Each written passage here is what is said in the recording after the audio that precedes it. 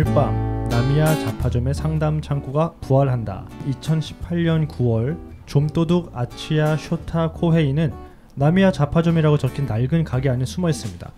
때마침 잡화점 문틈으로 생선가게 뮤지션이라고 이름이 적힌 편지 한 통을 받게 되고 그들은 그곳에서 발견한 오래된 잡지 속 고민 상담으로 인기 절정인 나미야 잡화점을 운영하고 있는 나미야 유지의 인터뷰 기사를 보게 됩니다.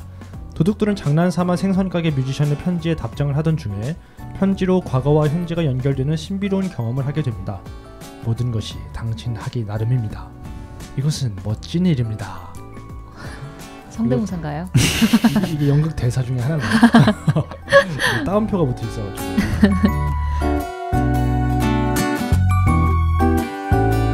네, 오늘은 연극 나미야 잡화점의 기적에 대해서 한번 얘기를 해보려고 하는데요. 네, 먼저 간단하게 공연 소개를 해드리도록 하겠습니다. 이 공연은 8월 21일부터 시작을 했어요. 그래서 10월 21일까지 진행될 예정이고요. 극장은 대명문화공장 1관 비발디 파크홀에서 공연하고 있습니다. 대학로에 있는 거죠? 네, 그럼요. 당연히 대학로에서 하고 있죠. 네, 오늘은 좀 이번 연극은 좀 특이하게도 오픈런이 아니라 딱 기간에 정해져 있는 공연이네요. 네, 맞아요. 오픈런이 아니라 딱 정말 2달간만 진행이 되는 공연이고요. 끝나기 전에 빨리 가셔서 보셔야 될 것 같아요. 네. 찾아보니까 이게 원작 소설인데 일본 원작 소설이다 보니까 일본에서 미리 이걸 극으로 만들었다고 하더라고요. 극으로 만들어져 있고 뭐 영화로도 작년에 개봉을 했었고. 그런데 지금 이 공연 같은 경우는 먼저 리딩 공연을 했다고 해요. 그 일본에서 먼저 만들어진 극을 가지고 리딩 공연을 한 후에 이제 요번에 제대로 이제 작품으로 이제 수정 보완을 거쳐서 나온 거라고 하더라고요. 네, 질문이 있는데 리딩 공연은 뭔가요? 리딩 공연 같은 경우는 이제 우리가 우리가 하는 거예요? 그쵸.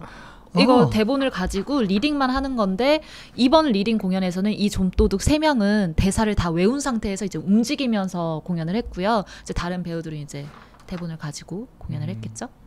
독회라고 하나요? 독회? 독회도 같은 느낌이지 않을까 싶어요. 그러니까 독회 한자로는 독회, 영어는 reading 그렇지 않을까요? 지금 아직도 제가 이해가 안 되는데 그러니까 배우들 3명은 외워서 하고 나머지는 옆에서 읽어줬다는 얘기인가요? 보통 리딩 공연하면은 그냥 가지고 하는 게 기본적인 그림인데 대본을 보면서 이제 그럼 관객들 앞에서 이렇게 대본을 보면서 이야기하는 게 리딩 공연. 그러니까 정규 공연이 아니에요. 정규 공연이 아니고 정규 공연으로 만들어지기 전에 한번 이제 워크샵 형식으로 그러니까 실험 삼아 한번 이렇게. 그러면은 관객들이 돈 내고 와서 보는 건가요? 돈을 내고 보는지까지는 되게 신기합니다. 저는 연극을 전혀 잘 모르기 때문에 리딩 공연이라는 게 있는지도 정말 처음 알았습니다. 약간 성우들이 약간 보여주는 라디오처럼 하는 건가요? 이거 희한하다. 이게 원래 예전에는 없었던 것 같은데 요즘 추세는 그 창작 공연이나 이제 창작 공연도 그렇고 원래 만들어진 공연 같은 경우도 리딩 공연으로 한번 선보인 후에 보러 온 사람들의 이제 그런 관람 평이나 반응을 보고 수정 보완을 거치더라고요. 일종의 파일럿 같은 거네요. 네, 맞아요. 맞아요. 그런 공연이 있다면 저도 한 번만 가보면 좋겠습니다. 네. 그 조금 앞으로 돌아가자면요. 사실 이 소설이 원작이고 히가시노 게이코 이분의 그 추리력 있는 그런 소설들이 상당히 되게 유명하잖아요. 사실 작품에 대한 얘기를 지금 저희가 꺼내기에는 되게 안 될 것 같은, 워낙에 유명하시고 영화도 많이 되고. 근데 제가 되게 재밌었던 것은 이번 잡화점, 나미야 잡화점의 기적이 일본에서도 영화화 됐지만 중국에서도 됐더라고요. 중국 영화로요? 네, 중국의 배우들과 중국의 감독으로 해서도 비슷한 시기에 영화로 되기도 했더라고요. 네, 그리고 또 한국에서도 다른 이 작가의 다른 뭐 영화나 시리즈물이 나왔다고 하는데 혹시?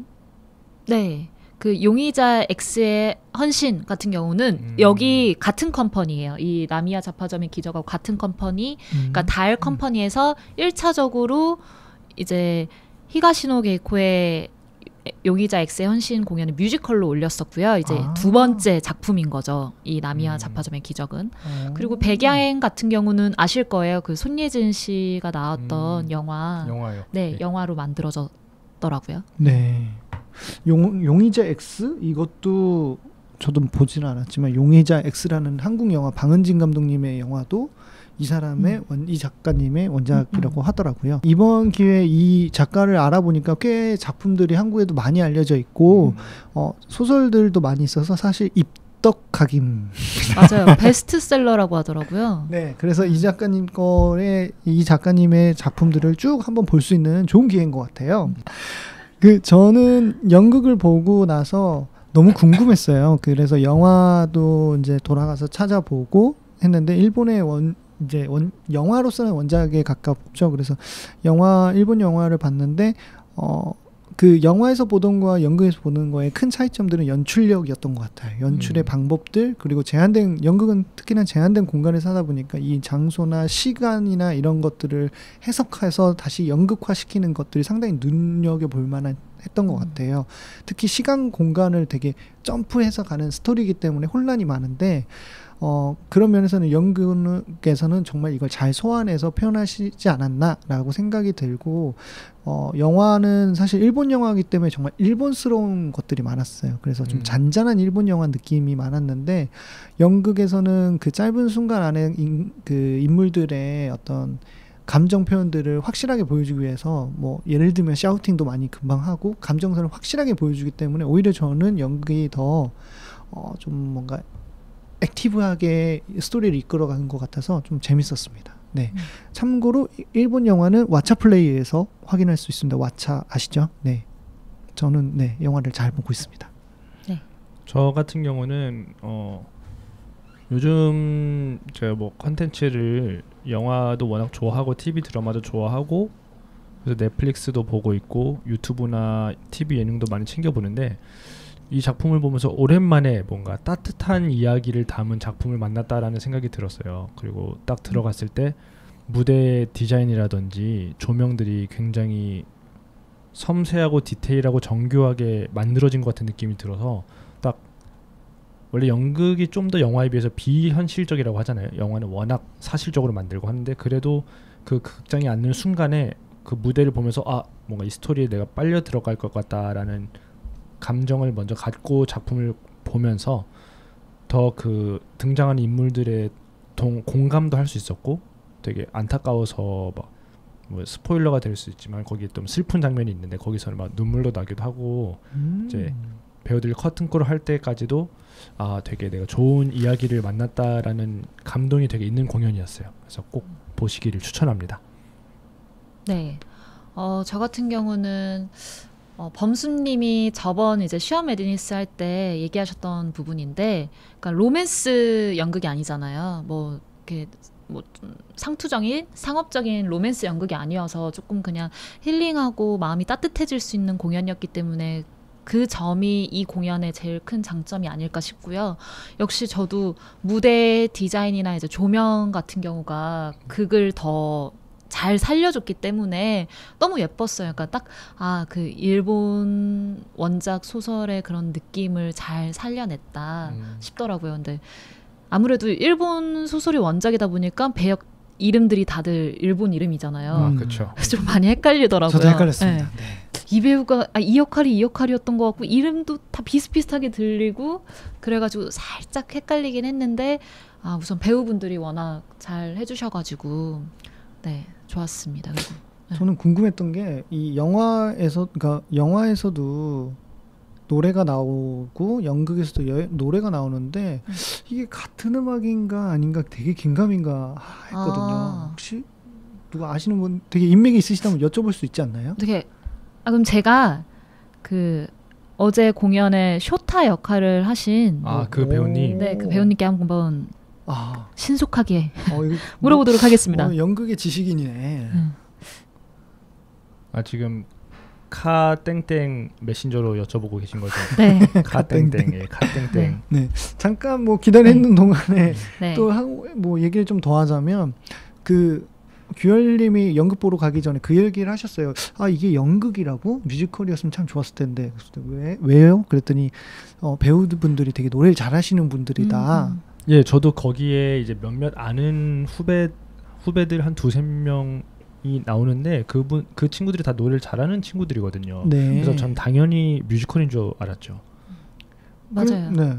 그래서 연극이어서 되게 조금 약간 실망스러워 하시더라고요. 아니에요. 네, 그런데 아니. 극 중에서의 노래가 필요하잖아요. 꼭 그쵸. 필요한 그쵸. 부분이 있어서 그래서 이 배우들이 여기에 적절하지 않았나라는 생각이 들더라고요. 맞아요. 네.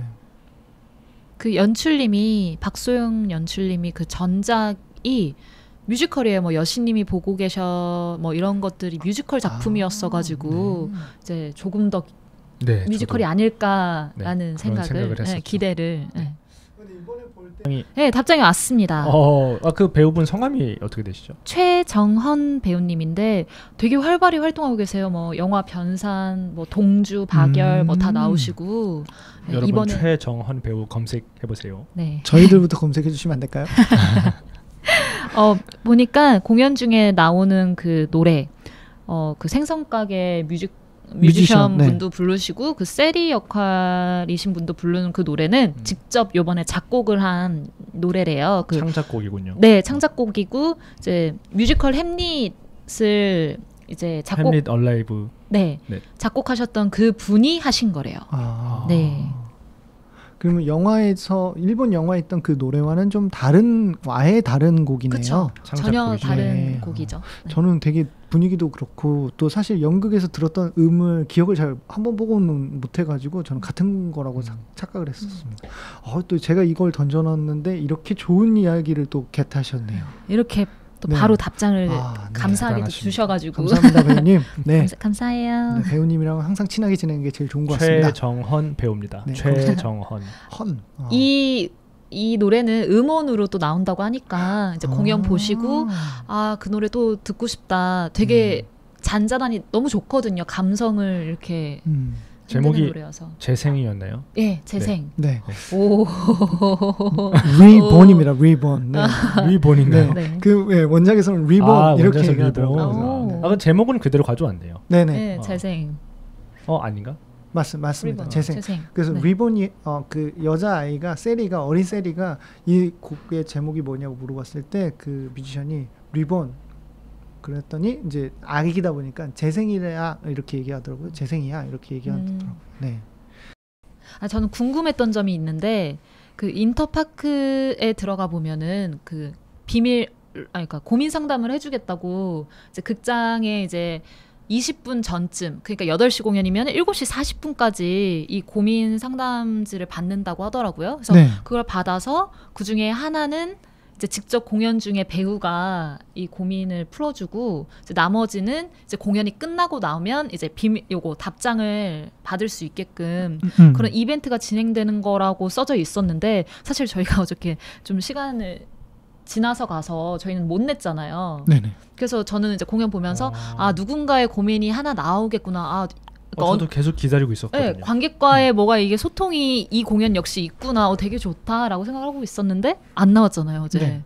그래서 이 이벤트가 진행이 되고 있는 건지. 전화해서 물어볼까요?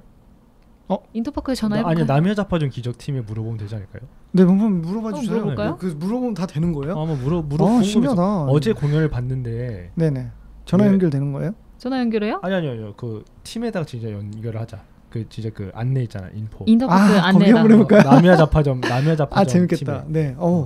그 뭐 대표 전화 같은 게 있을 것 같은데. 네, 있겠죠. 있어요.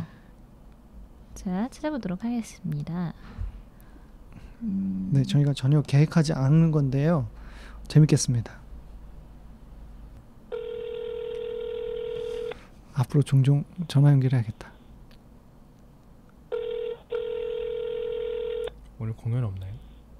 있지 않을까요, 오늘도? 오늘 있죠. 전화를 받지 않습니다.